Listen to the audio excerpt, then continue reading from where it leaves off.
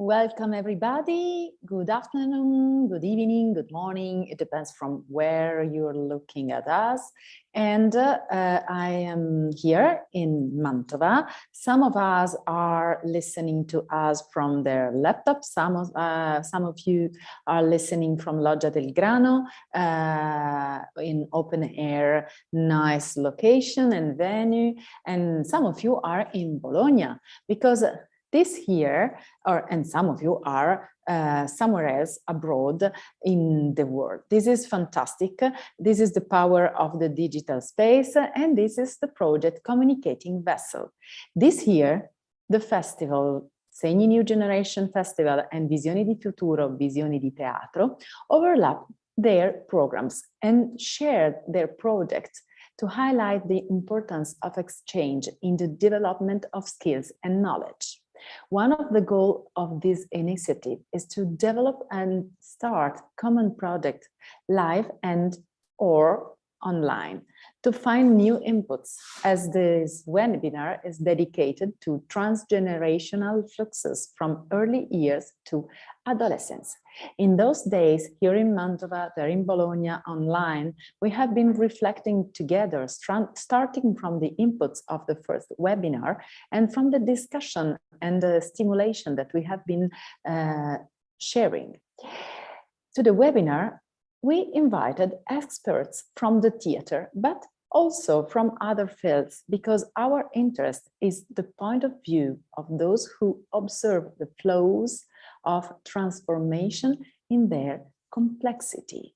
We have been speaking about fluxus, about this feeling of fluidity between all those spaces. We have been comparing us to the forest, and we have been speaking a lot about ecosystem, about the fact that we need to take care of early childhood and adolescence more or less in the same way, and that there are a lot of common points and a lot of distances. So I'm happy to have you here. I thank La Baracca that is cooperating with us, Roberto and all the staff. And as artistic director of the Segni New Generation Festival, I'm Cristina Cazzola. I give the floor to my colleague, Roberto. Thank you, Cristina. Thank you very much. And all my thanks to Segni New Generation Festival. And thanks to all the experts, thanks to all the participants. I am here to give our greetings to you, because I am happy to participate to this webinar together with Segni. And I have to say only this, and to leave the words to Laila Vanya, the facilitators, a big friend for me, and that so we can start with the webinar. Thank you very much to everyone. Hello, thank you very much, Roberto. Hello, everyone. So before we start, you have the possibility to change the language to English or Italian if you need it. So there in the bottom, you have a button that it says English or Italian, so you can choose your language. Also, at the beginning, every panelist will make their speeches, and then we will have some moment for questions. So if you have during this webinar some questions, please make it to the bottom that it says questions and answers, because the chat is not working for that. So please do it. And well, before I introduce the first panelist, I would love to read a little bit of the provocation we had for this webinar. So it says like, early childhood and adolescence are distant and close at the same time, totally different in appearance, capable of surprising you for the many points in common that are relevant every time you observe them without prejudice. They are the extreme limits of a whole, which is characterized by continuous and non-linear transformation, consisting of continuity, but also of break, separation, and subtle jumps. So with this provocation, and also what Cristina was telling us before, I would love to introduce Marco, our first panelist. Marco Gilberti is a researcher in didactic physics of the University of Milan. He's graduated in physics from the University of Milan with a thesis on the foundation of quantum physics. He's associated professor at the same university where he researched relative and physics teaching through the laboratory. He conducts research in the teaching of quantum physics, of quantum field theory, and physics through theater. He's co-founder of the theater group, The Show of Physics, co-author and author of 8 shows, science and lesson shows. He also takes care of the teaching training, and he's the author of 70 publications and 2 books. And he would like to establish today the discussion of, or conversation around to understand is to tell. A scientific theory is a story of images, character, considerator, real, which act together according their own nature to produce what is this to explain. So welcome, Marco, and thank you very much for being here with us. Grazie, io parlerò in italiano, quindi sono contento e ringrazio che Roberta possa tradurre per tutti, e ringrazio soprattutto gli organizzatori, a partire da Roberto e da Laila, per la sua precisa presentazione, e ho veramente per me un piacere grandissimo essere qua. Io sono un fisico, è vero, abituato anche a fare spettacoli teatrali di fisica, ma soprattutto sono abituato, diciamo così, ai congressi internazionali di natura scientifica, quindi per me è un grandissimo piacere poter parlare anche con persone che non sono, diciamo così, del ramo, che non sono degli scienziati ai quali invece io normalmente mi rivolgo. Ma siccome sono un fisico, cominciamo oggi a parlare delle supernove. Le supernove si vedono nel cielo una volta per secolo.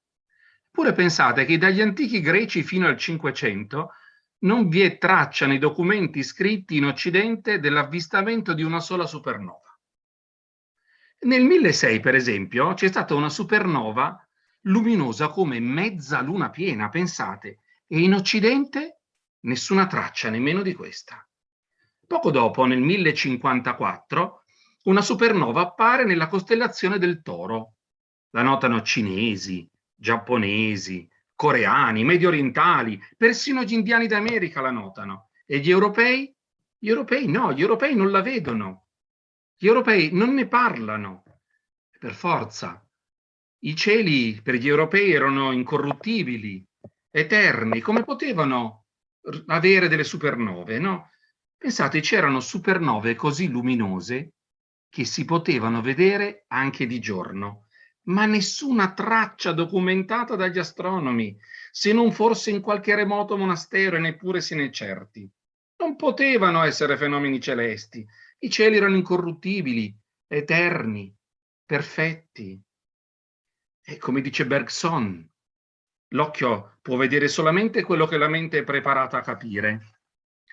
Vedete, la narrazione del pensiero che possano esistere le supernove come oggetti celesti, no? Questi scoppi giganteschi, enormi di stelle, la narrazione del pensiero che possano esistere fa emergere le supernove come fatto da guardare.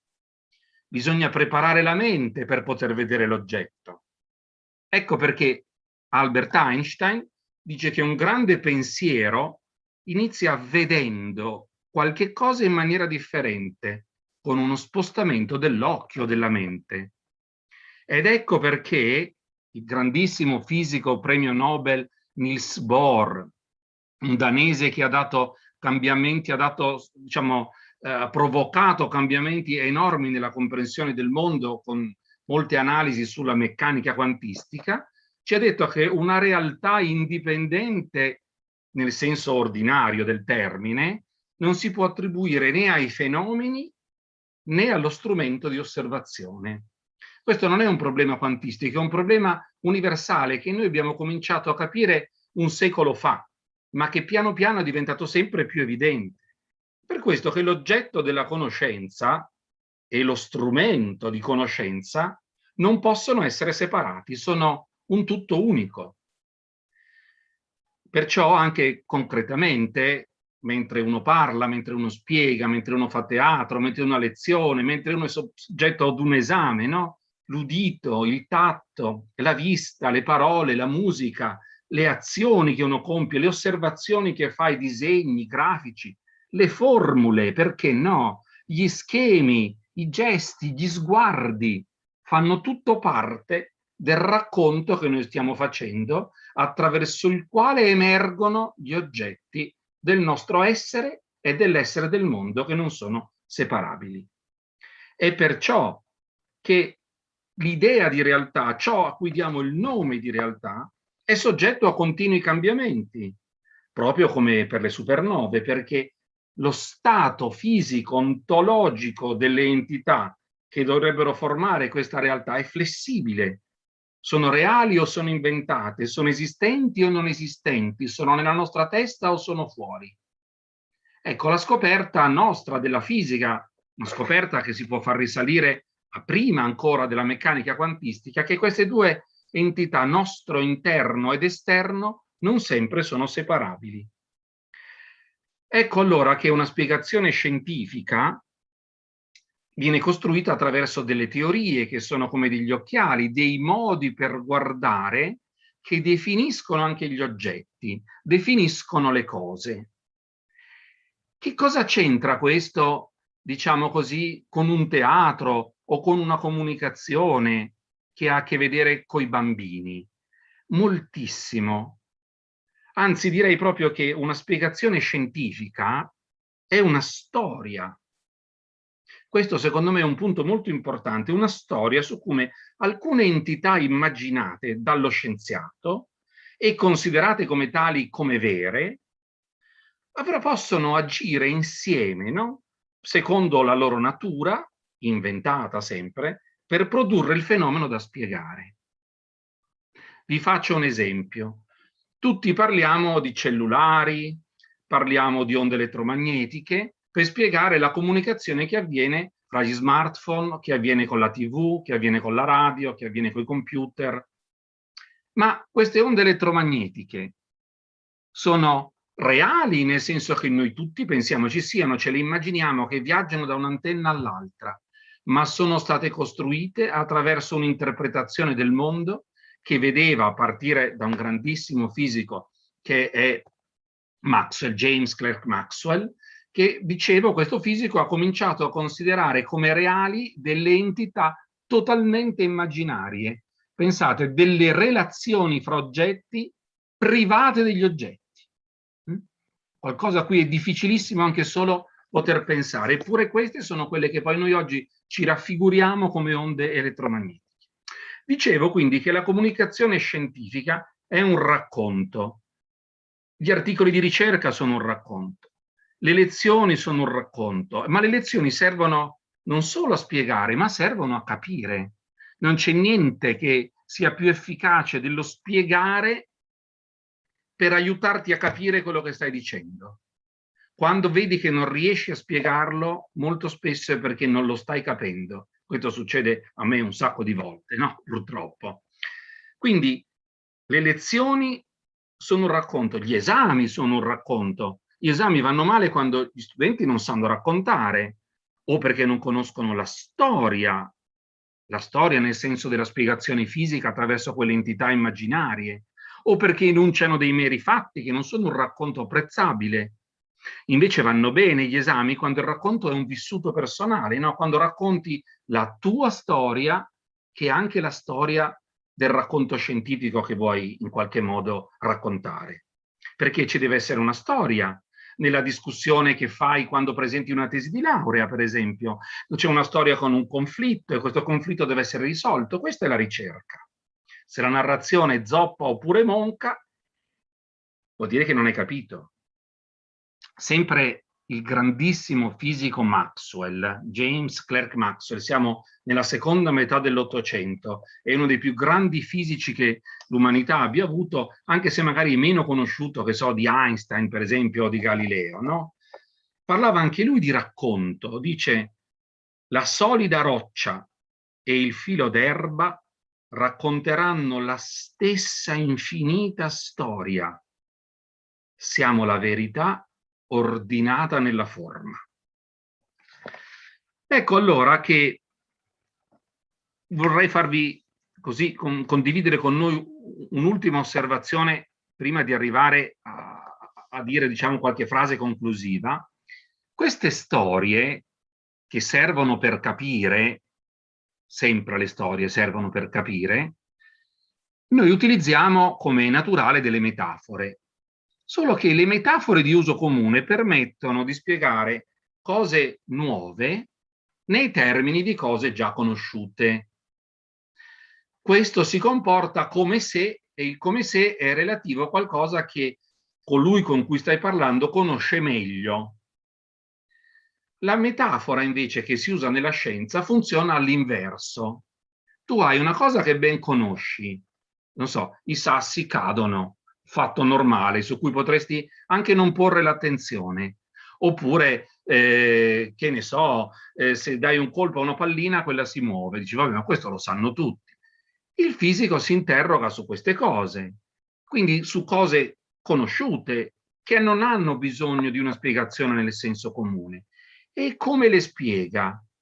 Non le spiega attraverso altre cose conosciute meglio, perché non ci sarebbe nessun bisogno, ma le spiega con una metafora inversa, cioè costruisce un ambiente astratto, inventato da lui, matematico, ben definito, se lo inventa, nel quale ambienta degli oggetti fisici che hanno un certo comportamento.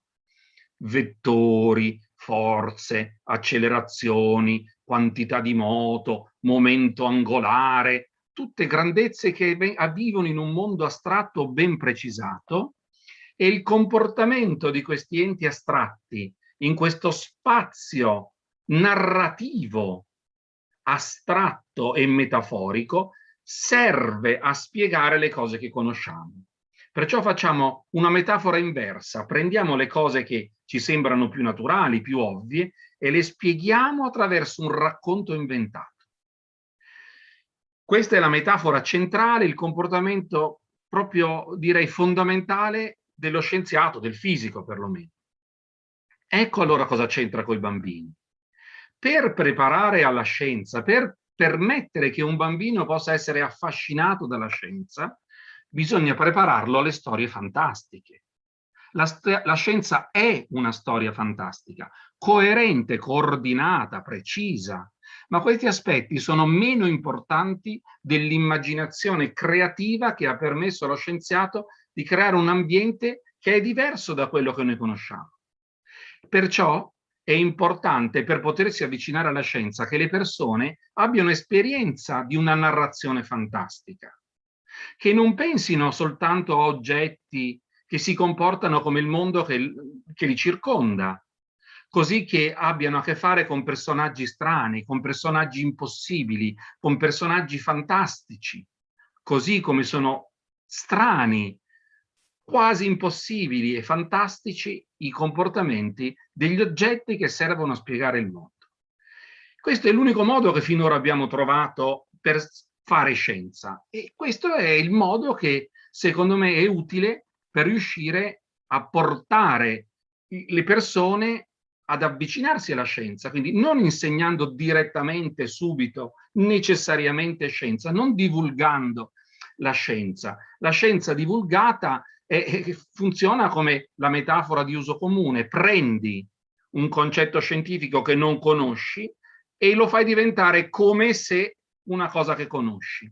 L'opposto di quello che fa la scienza: prende ciò che conosciamo, e lo trasporta in un mondo fantastico che di per sé sulle prime non conosciamo, ma del quale controlliamo tutto perché lo abbiamo inventato noi. È come un mondo di una favola.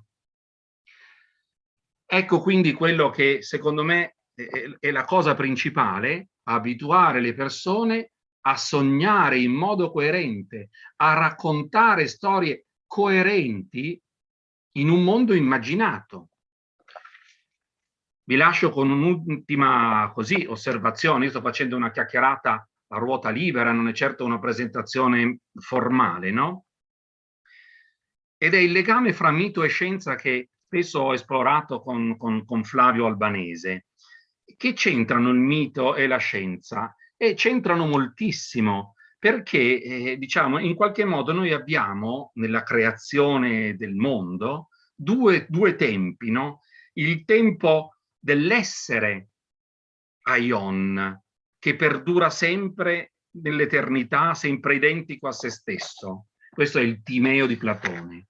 E in qualche modo poi ne segue, da questo tempo universale dell'eternità, segue la creazione di Cronos, il tempo dell'accadere, che è un'immagine dell'aion, però un'immagine che crea giorni, notti, mesi, anni, no? Pensate che una distinzione dello stesso tipo la fa Newton nel testo più fondamentale che ci sia nella storia della scienza, i principi matematici della filosofia naturale.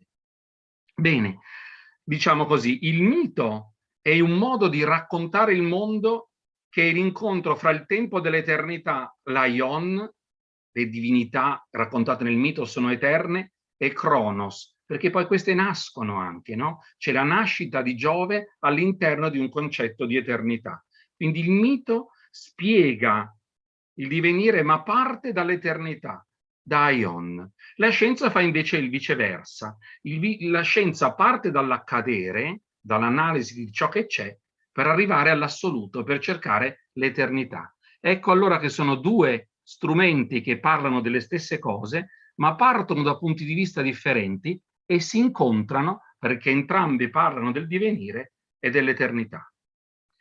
Io con questo ho finito.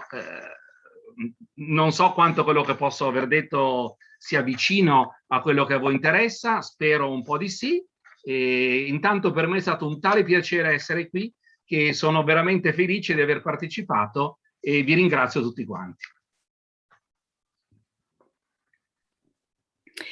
Thank you, Marco. It was really, really interesting. And I started to think about, so maybe sometimes when we are making some theater shows or taking to the kids to some new experience, they also start to be physics, no?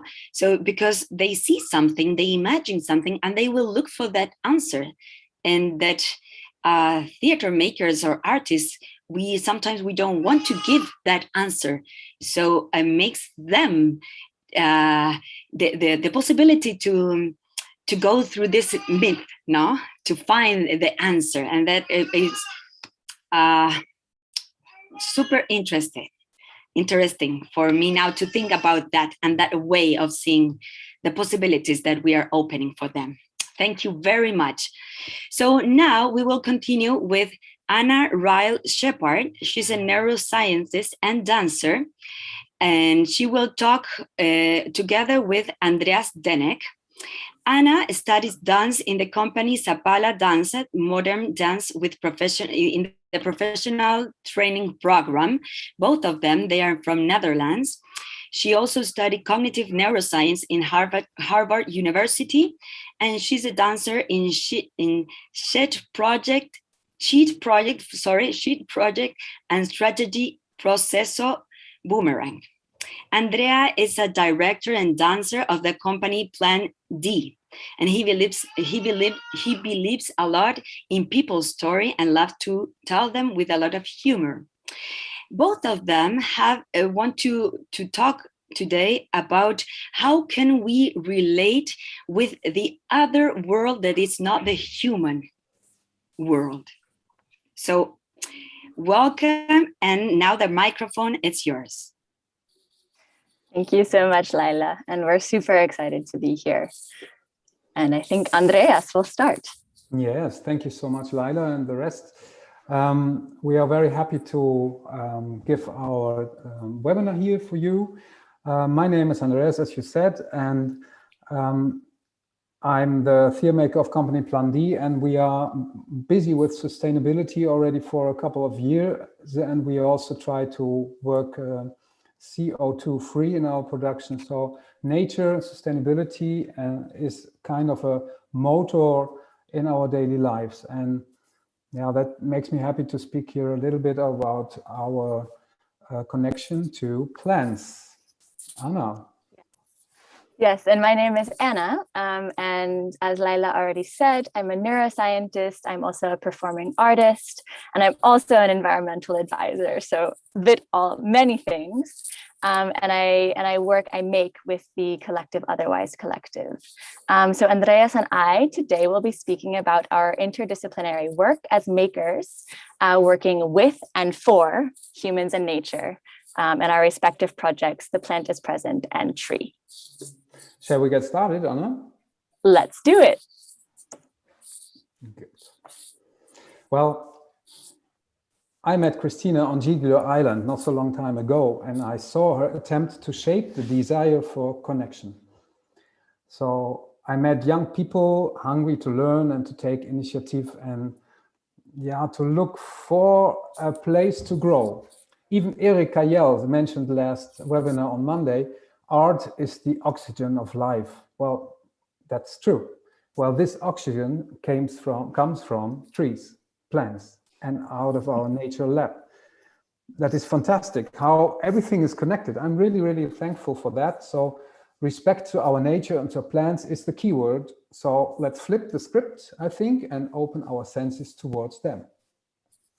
Yes, and thinking as a neuroscientist, actually the point of being able to open our senses is to communicate, right? So Andreas and I, both in our fields, we're always concerned with communication, as I'm sure many of you out there are as well. By communication, we mean relationship building with and within ourselves, our minds, our bodies, with our family members and our social groups, with our human communities and societies. But right now, we're actually concerned with our more than human worlds, with the natural ecosystems that we impact and depend upon, and the multi-species communication that we so desperately need to restore to enable an inhabitable future for all. Hence, our common research question: how can we come back into communication with the plants? Now, Andreas and I found that at first glance, our performance projects that we work on this common topic look very different. Andreas works with analog media, I work with high-tech digital media. But the more we talked, the more we found these common underlying threads and how we think we can go about facilitating interspecies communication. And we hope that they're worth sharing with you today. So the first theme that we both found is the gift exchange. And the more we spoke to practitioners in many fields, the more that we heard that the natural relationship between humans and plants is that of a gift exchange, both on a biological level of exchanging oxygen and carbon dioxide through our mutual breath, but also on an active level of the plant providing us food and medicine, and we humans in return scattering, gardening, and helping the plant to prosper. Now, when looking at the relationship of humans and nature today, this gift exchange has been perverted into a take, make, waste economy. But we truly believe that this is the relationship we must return to. And we really believe that communication must follow this same gift exchange. So in both our performances, we realized that facilitating communication is less about what we say and more about what we give. So for the gift exchange to occur, 3 things are required. First, our performances must induce humans to listen to plants with humility to understand what it is that they desire as a gift. Second, the performances must place plants and humans on an equal level, and we do that by featuring our plants as performers in their own right. Third, and finally, in order to listen and interact with reciprocity, we must slow our human fast-paced time scale to the much slower time scale of our plant partners. With these 3 things, we can facilitate the gift exchange and have a meaningful interaction with plants. But what does this look like in practice, Andreas? That's a very good question. So I was busy, as I told already, with narrative pieces and also with a lot of humor. And I think humor can be a great connector to tell stories, but also to tell like difficult content. Talking with plants, what is that? I see them daily. So now, well, I will give the question to you. When was the last time you were consciously aware of the beauty of a tree in your surrounding? Most of the time we walk to get our daily business done, and we look ahead and into the distance, but we often forgot that the closest treasures or the closest things are right next to us. You maybe ask why I put this image on the webinar. Well, they are kind of trees. They look a little bit different, and they interest me. Once I visited an arboretum of a Dutch philosopher, Mr. Oudemans, and it was here that I saw grieving trees for the first time. So every normal grown tree has also a grieving version. I didn't know that. So called misfit trees sometimes also. They are hanging and growing the way they actually are supposed to be or want to be. It felt for me that I had come home. So you can doubt, you can fail, you can ask questions, you can just be. Well, I'm more interested in looking at the imperfections, let's say. The perfection of imperfection is what I experience as beauty.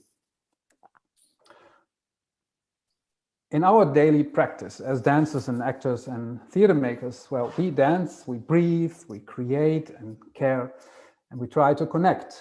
That is our work. To dive into the world of plants, to learn from their approach of time being is very inspiring, as I think. And as a side effect, it also calms down.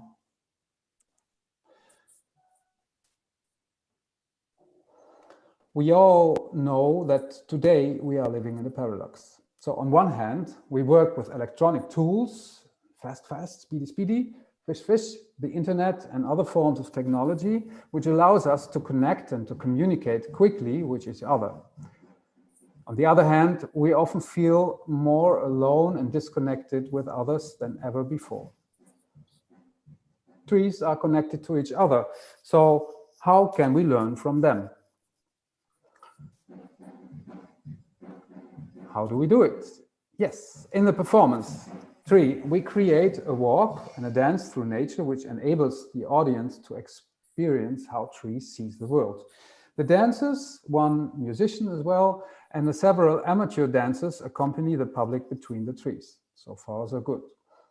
Trees connected with other organisms, such as myceliums or animals. I think we all know that because it's a high topic at the moment. They work together. They are master in teamwork. Trees have the ability to communicate through integrate systems. If you listen carefully to them, you can hear them. And Anna will explain more about this in a minute.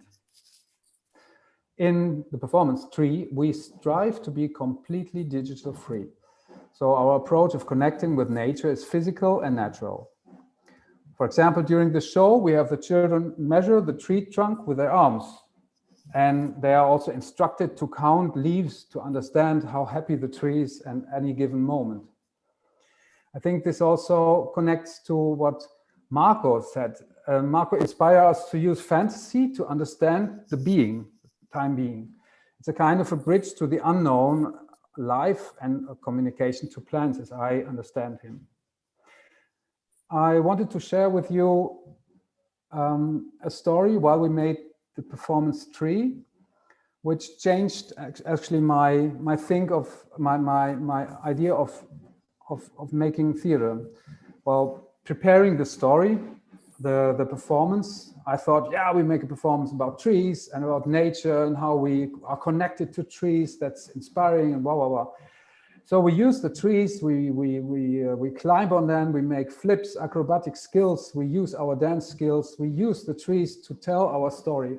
And on a certain moment, we reflected and we found out that we are actually going the way we are for hundreds and hundreds of years already going. We use the nature to tell our story, what we think we have to tell.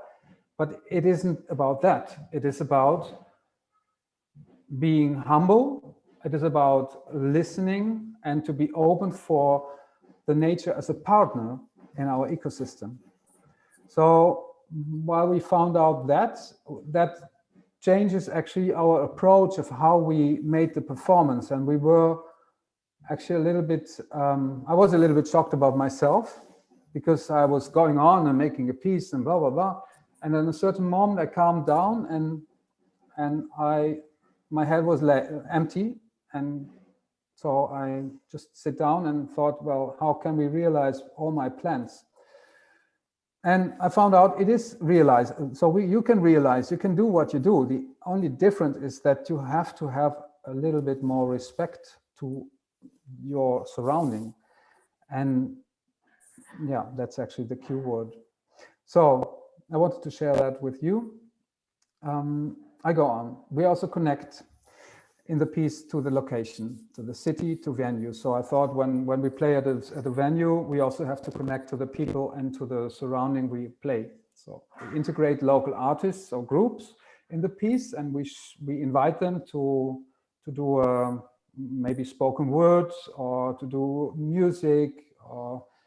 So, for example, we use a spoken word in sign language that connects also to a new community of people who speak sign language. So that is nice to see how the concept of the performance actually was growing like museums and connecting under the ground to more possibilities in reaching out for another public. So actually we wanted to become more like trees. Trees are amazing beings. Anna, could you? Yes. And they give us air to breathe, shade to cool off, and to inspire us to construct and to build. So far, so good. Trees also have another conception of time. Now it gets interesting. A tree for me is an inspiration and provides a direct contrast to our fast-paced society and how we act with our closest family members. During the performance, children from the audience asked to look carefully at small details of nature. They are also asked to collect presents for the trees. On the picture you see acorns, leaves, and small branches, which they may give them to the tree later. The tree, in return, gives them gifts. That might be leaves, shade, protection from the rain, but in the performance they get a fruit necklace. During the performance, we invite the children to listen to a tree and then describe what they've heard. Their reactions are fantastic. The children under the tree were surprised when they put their headphones on. There was no music, no podcast, no sound. That's what they expected. At that point, we asked the children to slow down and to a point of neutral. They had to listen to silence and to the possibility of a story of a tree. Suddenly it was silent everywhere. And after the session, they told us how nice it was to listen to silence, how nice it was to just have nothing at the moment, nothing to do. And that opens their ability that a story could rise in their heads. And after the session, they told us their vision, they got their story, and that was really, really very nice. During the kitchen part of the performance, we also have a kitchen in the performance, like it's very necessary to eat good. The cook is expected to use products from the tree to perform and to make the cooking music. So, however, what happens when the tree has a different idea about? Because on a certain moment, the tree is not willing to share all the fruits and all the things, and the cook get a little bit distracted about that. Towards the end, both the tree and the musician invite the audience members and the dancers to celebrate with a final tree concert. We listen to music, and while we listen, we connect all the people with myceliums, with kind of ropes, and they are very proud to hold a piece of the rope and to listen to the music and to reflect what they just experienced. Anna? Okay, and speaking of plant concerts, Yes. we now would like everybody to please turn their volume up and listen to what you hear. We hope the technology is going to work.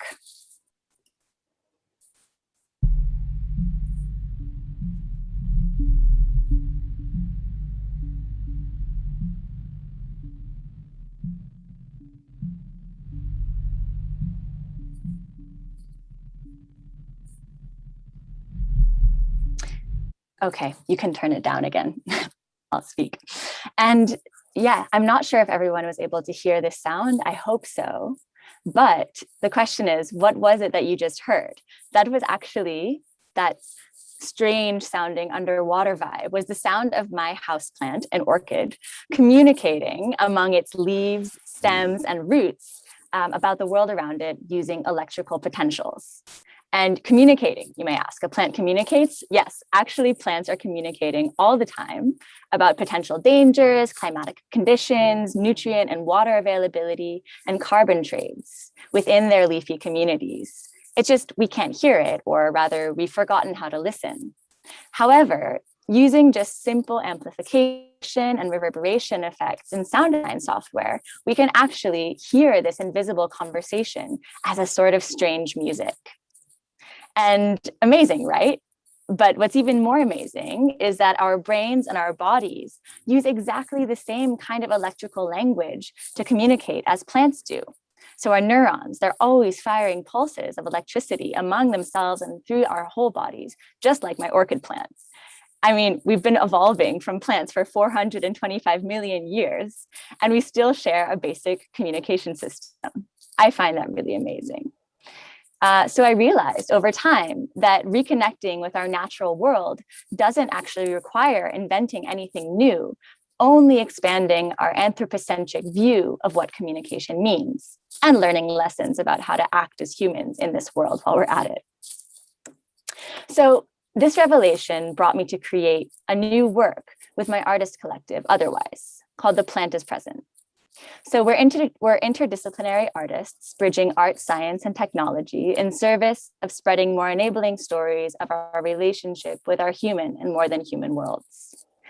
In this piece, we seek to facilitate an experience of conviviality, this sense of sharing life with the living world, of intimacy, so that's our felt connection with an other species, and reciprocity, a feeling of how we can nurture a gift exchange with the earth.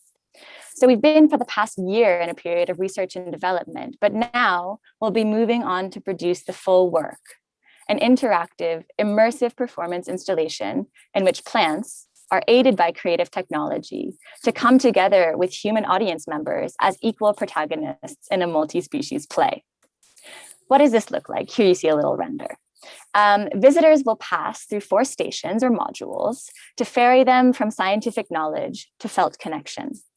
They'll pass from knowing little to nothing about plants to understanding how they communicate, to connecting with them, and finally, to becoming them. So firstly, you'll approach a large clear basin containing a few plants.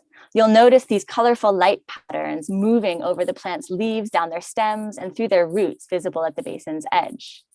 That's actually an effect called projection mapping, and we'll use it to make visible the invisible but constant communication of plants and different substances like carbon, water, nitrogen, phosphorus, and volatile compounds.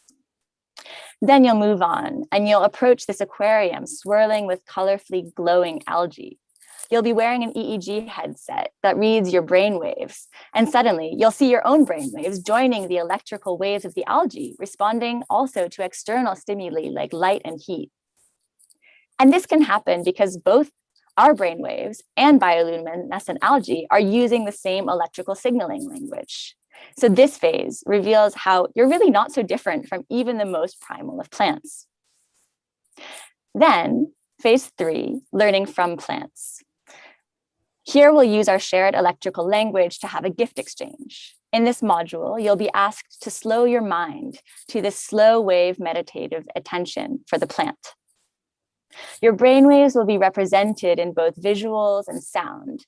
And when you reach a certain threshold of alpha waves, meaning you're in a meditative state, you'll be able to activate a blue light, which, guess what? Plants actually find blue light extremely rewarding for their health and their growth. Given this gift, the plant then sends its own electrical signals that you witness as sound and color, but that also causes the plant to increase its respiration. And that gives you pure oxygen in return, completing the gift exchange. Finally, it's time to experience the world as a plant.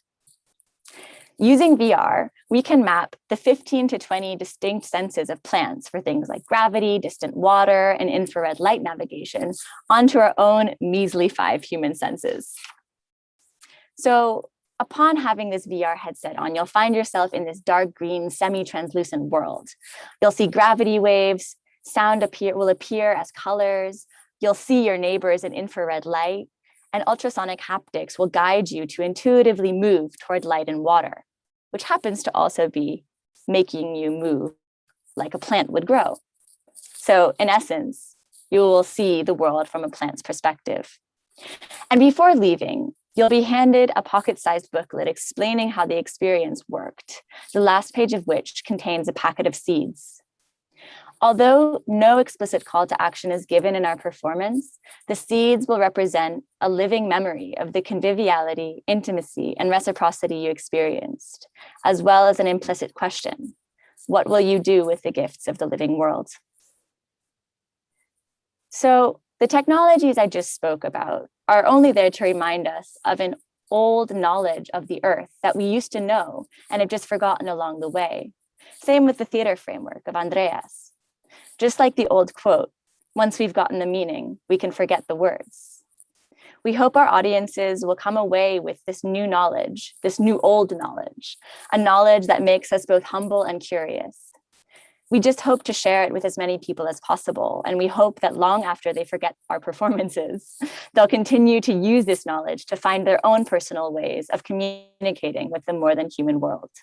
Because after all, communicating with the more than human, we learn how to be human. Thank you. Thank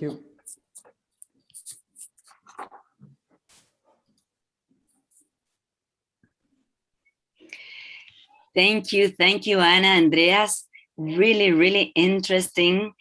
It blew my mind, how to use technology to connect, and also to connect with nature, with plants, and how to listen, how to be there in another way. So now, thank you very much. Now we will continue with the last panelist, Rui Pina is a theater critic from Portugal. He has a degree in modern language and literature in Portuguese and English. He studied in the Faculty of Social and Human Science in the University of Nova de Lisboa. He's a master in theater studies at the Faculty of, I just said. He's the director of Sinaí de Cena Performing Arts and Theater Study Journal since 2010, and he's been collaborating regularly with TEP, Teatro Experimental do Porto, as the playwright and a dramaturgist. So Rui Pina, it's all yours. Yes, thank you, Laila. Thank you very much for the kind presentation. And I would like also to say hello to everybody who is listening and watching us. Thank you for my colleagues, the previous panelists. Thank you for those wonderful presentations, and they fed me very much And I'll try to articulate some thoughts also on the ideas that you are bringing. And I think I'll try to be a little bit more less ambitious, so to say. And I bring two ideas that I wish to present and discuss, and three bits of three performances that can relate to what I want to say. And what I want to say is not very much ambitious, but it's something that in its simplicity, I think it can be operative for us, or at least it has been operative for me. But before I do that, I would like to add some notes to my presentation that can help to understand why I bring these topics.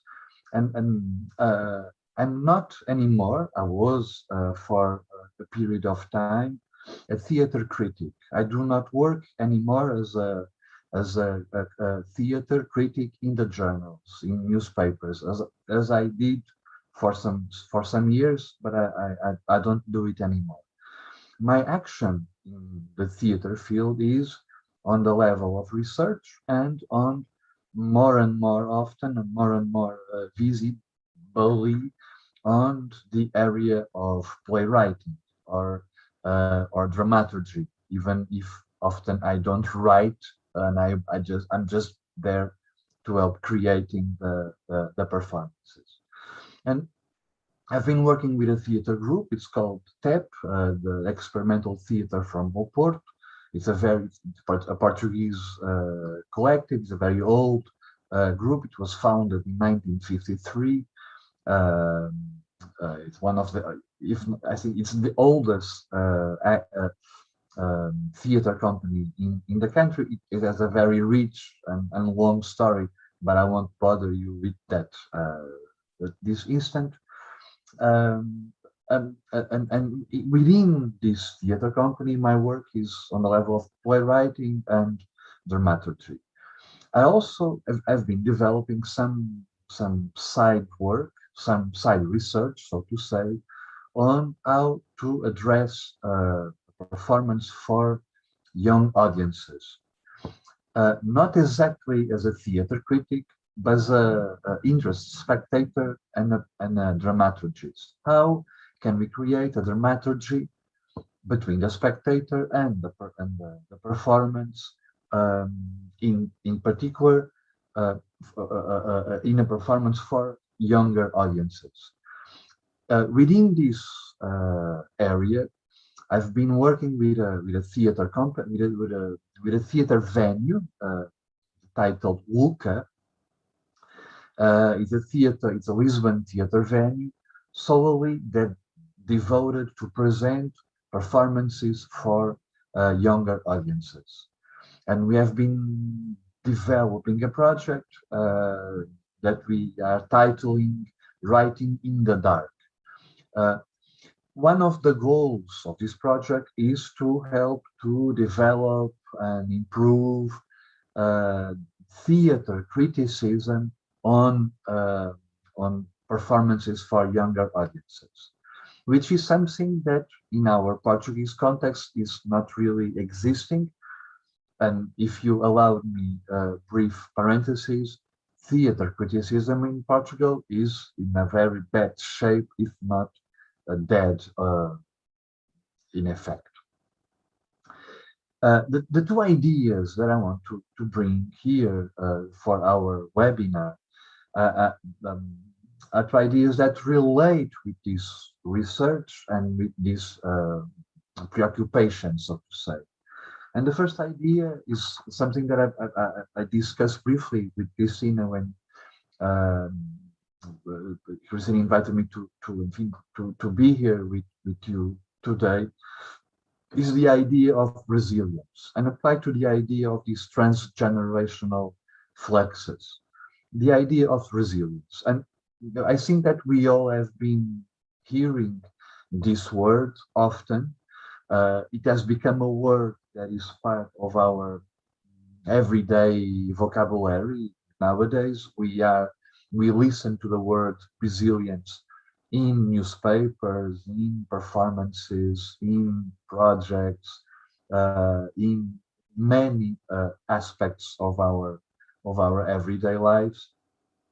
And I think this vulgarization of the use of the word resilience is not helping to understand what we can, or how can we understand resilience, or what resilience can be. And I'm departing from some readings and from a pair of authors, to more specifically Brad Evans and Julian Reed, the two authors of a very powerful book titled Resilient Life, The Art of Living Dangerously, where this idea is actually discussed. And we have this idea of considering resilience as a high quality for today's citizens. We should endure. We should be resilient. The world is dangerous. The world is difficult. We all live in a very volatile fluidity. So thus, resilience is something that we should cherish and try to accommodate. But when we do this, one thing that we are doing is to respond in a very polite way to what a capitalist structured society wants us to do, wants individuals to do, wants men and women to do. So we are responding in a very adequate way, and we are not being able to transform nothing. The idea that we should be resilient in order to avoid experience things such as loss or pain or traumatic experiences, the whole narrative on resilient lives prevents us to deal with trauma, with loss, with death, and so on. The second idea that I want to bring into dialogue with this dissolution of the etymological and ontological meaning, understanding of resilience, it's an idea more related to theater studies and to theater in itself. An idea of how can we understand the nature of tragedy nowadays. And for many years I'm quoting, I'm very inspired by a book by an English theater literary critic, to be honest, a Marxist literary critic, Terry Eagleton, and he has in 2003, I think, he published this very important book on tragedy titled Sweet Violence, an Idea of Tragedy, where he presents a very powerful argument that helps us to understand how the tragic individual, the tragic subject can be understood nowadays. And the idea is based on an impasse. So how Eagleton argues is that we are nowadays, well, we all live in a hyper-individualism mood. We are, as a society, we are driven to individual goals. So we are driven to satisfy eros. What mobilizes us is a quick and resolute satisfaction of eros. And in order to do this, in order to pursue Eros, we delivered the guardianship of our borders, of our life as a community to supra-individual entities, to states or governments that provide us comfort and security. And in order for those governments to provide us comfort and security, the states and governments, they cannot allow us to pursue Eros as we want. So they block us, they prevent us from being as mobile as we wish. In a word, they prevent us to being able to find happiness. So the tragic condition in Eagleton's view resides precisely in this. We wish we could be happy. We don't know that we are unhappy, and we are in a block, in an impasse, in a paradox that we cannot solve.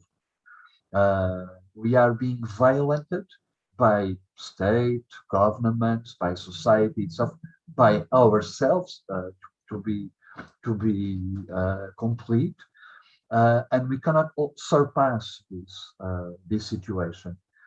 Therefore, it is in this impasse a tragic situation, a tragic condition, and it's the condition of contemporary tragedy. And this feeling, this notion of loss, of not being able to pursue happiness, of not being able to find and complete happiness is something that we see, that we experience in our everyday lives, and is also something that we can perceive in contemporary theater, in contemporary dance, in contemporary creation, the pursuit and trying to overcome this feeling of an impasse. So we are told to be resilient. We are told to. We created the narrative. If we endure the ordeal, if we endure our problems, we may overcome. But what I think is that this narrative of the resilience, of being tough and being capable of going through the tides of problems, of loss, death, and so on, in a resilient way, is a way to go away and for us to lose ourselves. And theater and performance is a way, I think, that can be a good manner to dismantle this idea. Theater performances in general, dance performances, performing arts can and are a good way, a very powerful way to transform these ideas. And what I would like to share at this instant is to share 3 videos from 3 performances devised for young audiences, all by Portuguese creators. There are 3 performances. One is called The Walk of the Elephants. It's a performance on death. It was devised for an audience of +6 children over 6 years old. The Walk of the Elephants, devised by a theater company called Formiga Atómica, which is directed by a couple, Miguel Fragata and Inês Barahona. And it's a performance that, very emotional, powerful, and very unique. It's about death, and it has been my children's my friends' children, as they all have reported that it was a very important performance that helped to grieve some losses, a grandfather, a grandmother, a parent. The second performance is also by a Portuguese author, artist, in a company called Caótica Companhia, Chaos Company, directed by António Pedro. It's called Cloud Soup. It's about the making of a soup that was a recipe that was the speciality of a dead grandfather, of a late grandfather. So on stage we have António Pedro, a couple of musicians, and António Pedro's son, who is trying to revive an old recipe that António Pedro, the actor and director, that António Pedro's father, his son, grandfather, used to do for him. It's a brilliant, lovely performance on loss, on death, on memory, on the fragility of parenthood, also on legacy. It's a very moving performance, and also devised for an audience +6, more than 6 years old, but dealing with these issues that often and wrongly, I believe, are left over from theater for young audiences. They are not attended these topics.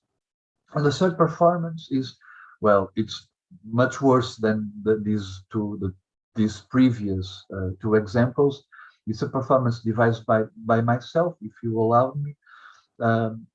It's something titled A Performance for My Children, on the life and work of Karl Marx, told to children and retold to the people, which is a very pretentious title, as you see. But it's a performance about parenthood, about Marxism, about also the loss of love, and a performance that premiered in 2018, and where myself and another actor, Carlos Marques, works also as a musician. We were discussing things as the surplus value, as alienation, as inventing a new society, with Marxist grammar, with the words that come from Capital and from Marx writings. Also trying to dialogue with the idea that there are some topics that are special for these ages, for some ages, and some topics that are for other ages. And the idea was to dialogue with this notion, and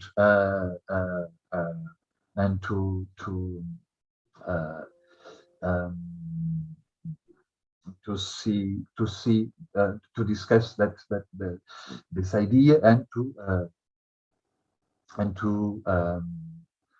to present topics that are difficult for young children. And I see that Laila is calling my attention, saying that we have less time. Maybe I can just share a quick seconds on each of these performances, and then we can move on. Is that okay, Laila? Okay.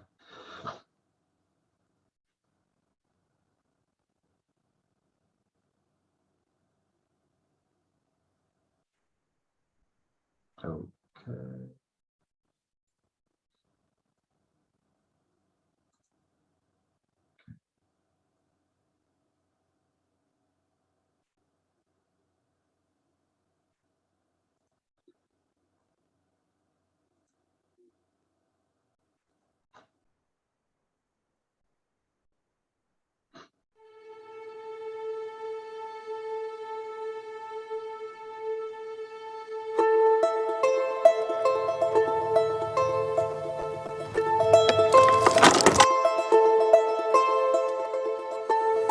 Neste espetáculo não vamos falar da morte.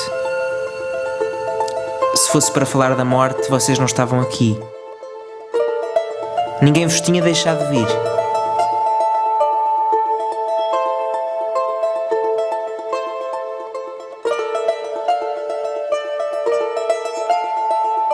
Quem vive mais tempo em Tula Tula são os elefantes. Eles podem viver mais de 120 anos. Eles veem muitos animais nascer e mudar-se para outro sítio.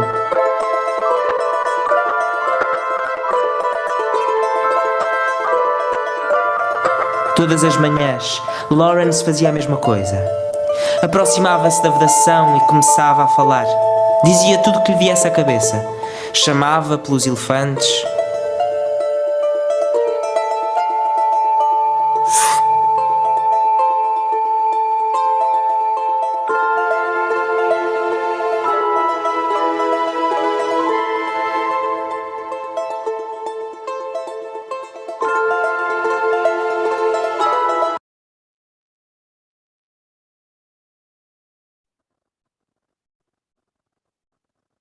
And I'll change for a second example.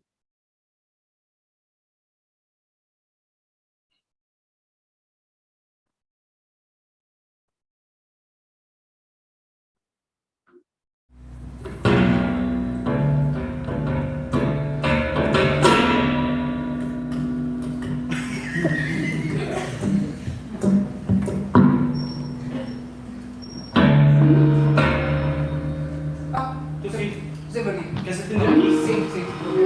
Lá, esse aqui, igual clicas ali. Ok. Alô, filho? Sim, pai. Alô, Zé Maria? Alô. Alô, então, tudo bem? Sim, olha, a minha pergunta é se estou com bens buscar ou se ela ainda vai ir a casa. Posso ser eu, vou-te ir buscar, sem problema, tudo Ok, bem? ok. Mãe, é o pai que vai buscar. Então e a sopa? Qual sopa? A sopa do avô, não me digas que já me esqueceste. Tu prometeste.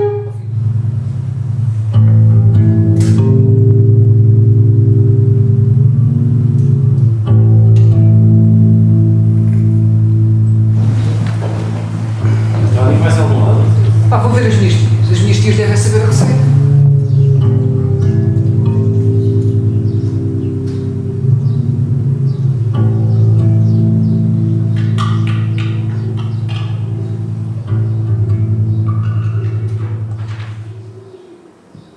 E Juliana? Não sei se é seco, é sopa de feijão com massa. Está a perceber? Muita vez conhece a sopa. Primeiro que era uma O sopa Zé Maria também comeu, e por isso é que eu prometi ao miúdo. miúdo, eu prometi, porque ele comeu muitas vezes, eu prometi ao miúdo que lhe fazia a sopa, está a perceber? Sim, está bem, não sei, não? Está, tem 10 anos. Também fazia vidas com os calfados. Ficas com os cafés. Ok. Encarnado aqui, encarnado. Encarnado é tudo que fica depois muito negro. Não. Fica muito negro. Eu acho que encarnado é capaz de ficar bom. Escreve encarnado. Não, feijão encarnado. Agora, sopa de feijão encarnado. Encarnado.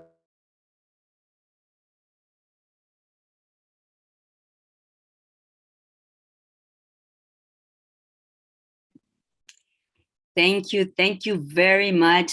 That was very interesting. It gave us a lot to think, the four of these incredible panelists we had today with us. And it keeps in my mind these words now about physics, about how to research, about how to connect, about how to listen, about how to reconnect with nature and resilience. Now, what does it mean, resilience for kids in these days? What will happen with them? Should we be resilient? No, maybe resilience will make some changes because you have to reconstruct again yourself, and maybe in that you will come to a new researching themes, where, or maybe not, or maybe you just don't have to go with the flow, don't have to recreate yourself again, and you have to I don't know, it's like it keeps my mind thinking about that, how to listen to nature. Sometime my friends thought I was a little bit crazy because for some period I went to my plants and I just say hello to them when I thought they were sad. Say, hi, what's happened to you? How did you sleep yesterday? I think I will have to give you some water. You look a little bit sad.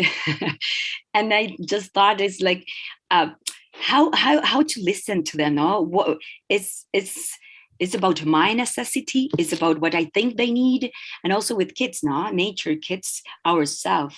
How can we combine this in this time, and that will it will give us some answers if we connect. I think everything it's about how to go this way, no? How nature will show us maybe a new way if we listened, if we research, if we make some incredible stories to find some answers that we don't have, that we maybe think we have.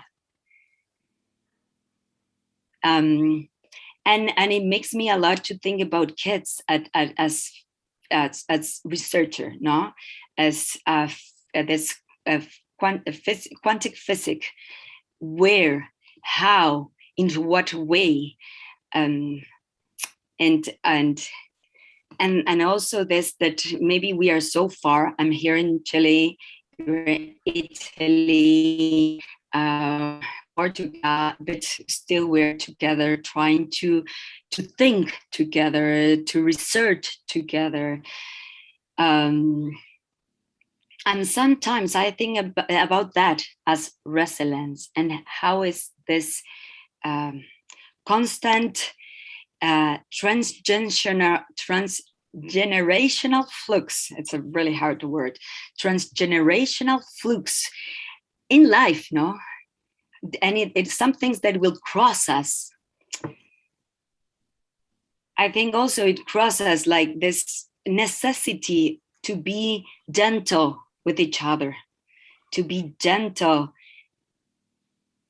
with kids, with adults, with old people, with us as person, with nature. How can we create a gentle world to live together and to create, to discover, to listen each other in this time, no? But I think it's really hard. I'm sorry, we really don't have much time for questions, but it will be really, really interesting if you can set them, and then we can read them, and we can see the way that all of our panelists get this question. And so we can continue reflectionary,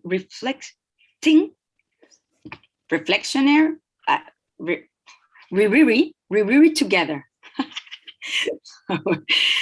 And still be connected. So thank you very much for all this input you give us today. And I hope we can meet in live once. Thank you. Thank you. Thank you very much. Thank you very, very much. Thank you. Thank you, Marco. Thank you, listeners. Thank you very much.